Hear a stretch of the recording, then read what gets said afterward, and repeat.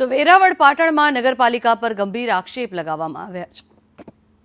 12 મહિનાથી વિવિધ મંજૂરીઓ બંધ કર્યા હોવાના આક્ષેપ લગાવવામાં આવ્યા છે। બિલ્ડર અને એન્જિનિયર સાથે જ એડવોકેટ એસોસિએશનની પણ બેઠક મળી હતી। કૃત્રિમ આર્થિક મંદીનો માહોલ ઊભો કરવાના આક્ષેપ કરવામાં આવી રહ્યા છે, ત્યારે નવી નીતિઓ D2 કેટેગરીમાં સમાવેશથી અન્યાય થયો છે।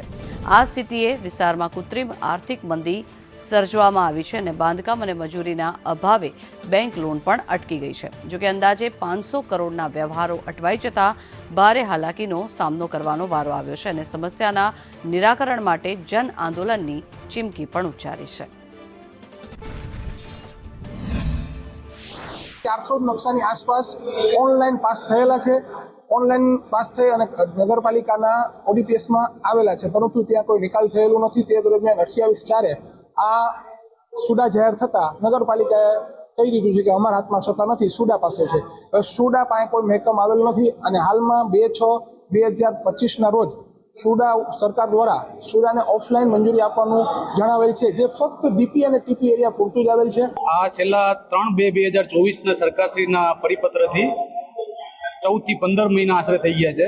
અત્યારે ઓજી વિસ્તારમાં ટોટલી બાંધકામની પ્રક્રિયા બંધ છે।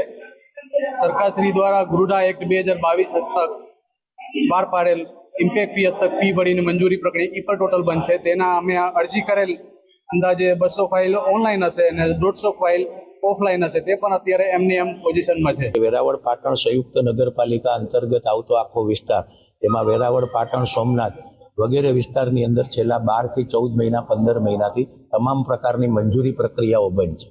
તેમાં લેઆઉટ પ્લાન પાસ કરવાના હોય, બાંધકામની પરમિશન જોતી હોય, સબપ્લોટિંગનું કામ હોય, આવા કોઈ પણ પ્રકારના કામ નથી થઈ રહ્યા, જેને અંતર્ગત અમે લોકોએ માગણી કરી છે કે સુડાની અંદર અમારો સમાવેશ થાય। એની પહેલાં દ્વારકા અને ઓખા નગરપાલિકાને જે રીતે જૂના નિયમ મુજબ જે મંજૂરી આપવામાં આવે છે એ પ્રક્રિયા વેરાવળ પાટણની અંદર ચાલુ કરવામાં આવે।